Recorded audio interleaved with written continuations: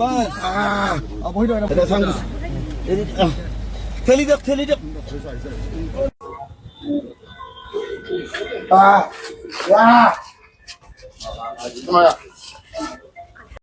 নমস্কাৰ, এই মতে দিব ওলাইছে আজি দিনটোৰ কেইবাটাও ডাঙৰ খবৰবোৰ নিউজ চাবলৈ অলপমান চেনেলটো ছাবস্ক্ৰাইব কৰি ভিডিঅ'টো লাইক কৰি ভিডিঅ'টো শ্বেয়াৰ কৰি দিব আগলৈ আৰু কমেণ্টত লিখি যাব #জাষ্টিছ ফৰ জুবিন গাৰ্গ। জুবিন গাৰ্গৰ ন্যায় সন্দৰ্ভত যতীন বৰাই কি কৈছে চাই থাকক সম্পূৰ্ণ প্ৰতিবেদন। যতীন বৰাই কি ক'লে চাই থাকক। জুবিন গাৰ্গে ন্যায় নাপালে অভিধানত ন্যায় শব্দটো নোহোৱা হৈ যাব বুলি যতীন বৰাৰ মন্তব্য।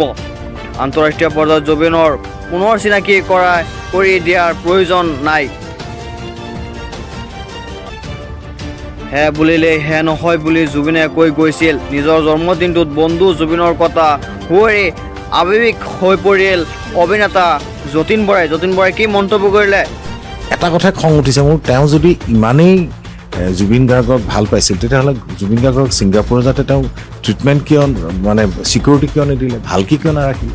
জুবিন গাৰ্গক নতুনকৈ আন্তঃৰাষ্ট্ৰীয় পৰ্যায়ৰ চিনাকি কৰি দিবলৈ দৰকাৰ নাই, তেওঁ আহি গৈছে। আৰু জুবিন গাৰ্গে এটা কথাই কৈছিল যে শেষ বুলিলেতো শেষ নহয়, শেষৰ পৰা এইটো আৰম্ভ হয়। আৰু জুবিন গাৰ্গৰ সপোন আছিল অসমীয়া ছবি বিশ্ব মানে যিটো মাৰ্কেটিঙৰ ক্ষেত্ৰতে হওক হিল্লোল ভাঙি মানুহ অহাটো তেওঁৱে কৰিলে। জুবিন গাৰ্গে ন্যায় নাপালে তেতিয়াহ'লে ন্যায় শব্দটো অভিধানৰ পৰা আঁতৰাই দিব লাগিব। আৰু অসমীয়া ছবি দিনৰ কাৰণে মই ভাল পাইছোঁ এটা কাৰণে যে তোমালোকৰ চেনেলৰ জৰিয়তে মোৰ জন্মদিনটো জনাইছে অসমবাসী ৰাইজক, তাৰ কাৰণে ধন্যবাদ জনাইছোঁ। বাৰ্থডে বুলি ক'লে কিছু হয়তো প্লেনিং থাকে, আপোনাৰ তেনেকুৱা ধৰণৰ কিবা পৰিকল্পনা আজিৰ পৰা নতুন কিবা পৰিকল্পনাৰ কথা চিন্তা চৰ্চা কৰিছে নেকি যতীন বৰাই? পৰিকল্পনা মানে কি, মই বাৰুদ 2 ছিকুৱেলখনৰ শ্বুটিং ষ্টাৰ্ট হৈ গ'ল। মুনীন বৰুৱা পুতেক মানস বৰুৱাই পৰিচালনা কৰিছে। আমাৰ সামন্ত গৌতম, সিদ্ধাৰ্থ গগৈ তেওঁলোকে প্ৰযোজনা কৰিছে। জিল ক্ৰিয়েশ্যন তেওঁলোকৰ প্ৰযোজনা ছবিখন ষ্টাৰ্ট হৈছে। সেইটো মোৰ কাৰণে এটা কি 22 বছৰৰ পিছত ছবিখন আকৌ মই কাম কৰিছোঁ। 22 বছৰ আগতে মুনীন বৰুৱাই ডাইৰেকশ্যন দিছিল, 22 বছৰ পাছত ছিকুৱেল বাৰুদখনৰ ডাইৰেকশ্যন দিছে মুনীন বৰুৱাই ল'ৰাই। আৰু বহুত স্মৃতি জড়িত হৈ আছে, বহুত কথাই তাত থাকে। য'ত সংগীত পৰিচালনা কৰিছিল জুবিনে, আৰু ইয়াত জুবিনৰ গান এটা থাকিব। আৰু এই বছৰটো মই ভাবোঁ মোৰ ব্যক্তিগতভাৱে বুলি নহয়, গোটেই অসমবাসীৰ কাৰণে এটা দুখৰ কথা, যিটো জুবিন গাৰ্গ আমাৰ মাজৰ পৰা আজি এই দিনটোত কোনেও উইচ নকৰিলে, কিন্তু এজন ব্যক্তিয়ে সদায় ফোন কৰিছিল, সেইজন আছে জুবিন গাৰ্গ। ৰাতি আফটাৰ মানে 12টাৰ পিছত, মানে যোৱাকালিৰ কথা কৈ 12টাৰ পিছৰ যিকোনো মুহূৰ্তত তাৰ ফোন এটা কৰে, আৰু সেইটো মিছ কৰিছোঁ মই এইটো সময়ত। মই ভাবোঁ জুবিন দাক আজিৰ দিনটোত আপুনি বহুত বেছি মিছ কৰিছে। কোনো নাহিলেও সি কিন্তু আহিবই, বাৰ্থডেত উইচ এটা কৰিবই। মই য'তেই নাথাকোঁ, লাগিলে তাৰ ফাংচন কৰিব যাওঁতেও সোমাই যায় উইচ এটা। এইটো সময়ত তাক মই খুব মিছ কৰিছোঁ। আৰু কি হ'ব, বন্ধুৰ বহুত কথাই এতিয়া ক'লেতো আমি কেনেকৈ ধৰণৰ বাৰ্থডে য'তেই নকৰোঁ, লাগিলে ঘৰত হ'লেও আহিব।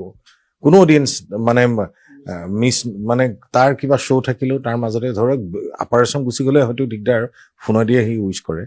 আৰু এইটো সময়ত খালি সেইটোৱে মই অকণ মিছ কৰিছোঁ। সি য'তেই নাথাকক, গুৱাহাটীৰ ওচৰে পাঁজৰে বা নলবাৰী এই এৰিয়াটোত পেণ্ডেল থাকিলে অহা যোৱা মেক্সিমাম কৰে, আৰু যাওঁতে অন্ততঃ সোমাই যায়, সোমাই আকৌ হয়তো কেতিয়াবা শ্ব' কৰি আহি পেলাই সোমায়।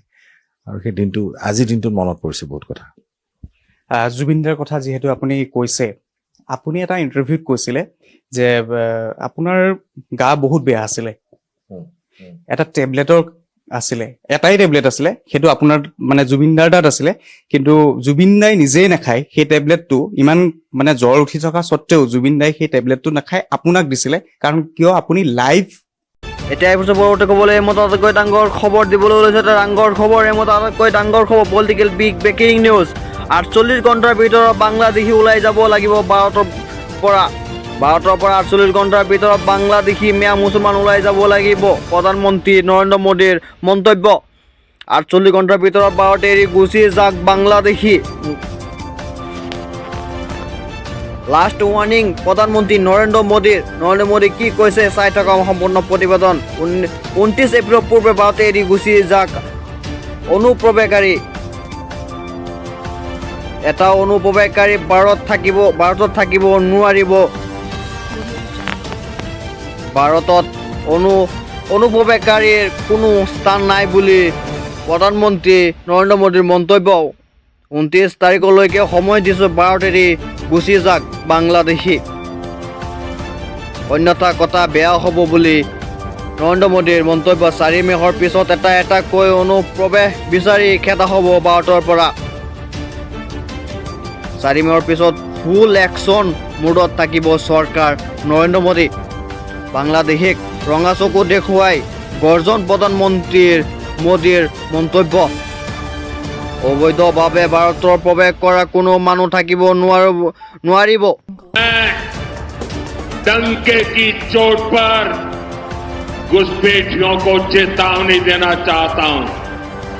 जो भी अवैध तरीके से बंगाल में घुस आया है, जो फर्जी डॉक्यूमेंट लेकर यहां रह रहा है, वो 29 अप्रैल से पहले बंगाल और हिंदुस्तान छोड़ दे,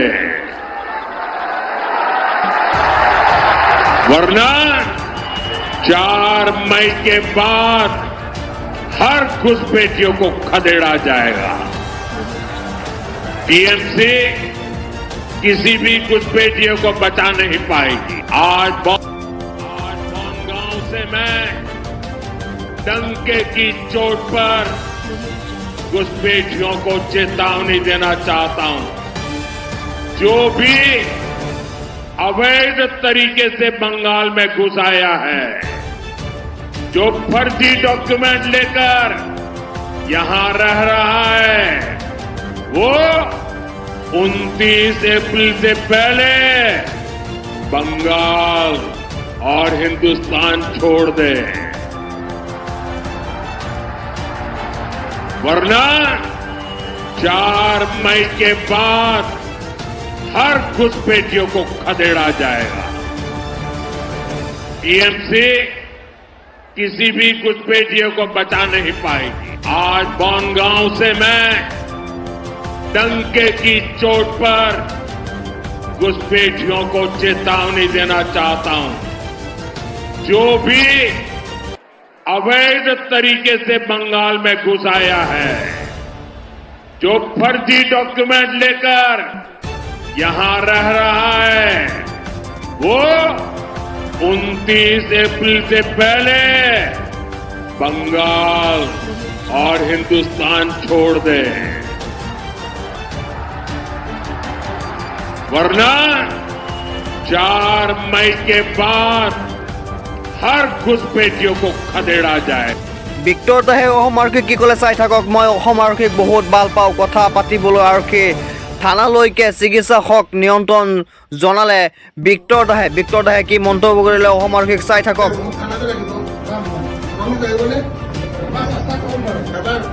আহিব আমি অলপ কথা পাতিম। মই একচুৱেলি মই কম কৰি বহুত কাম পাম।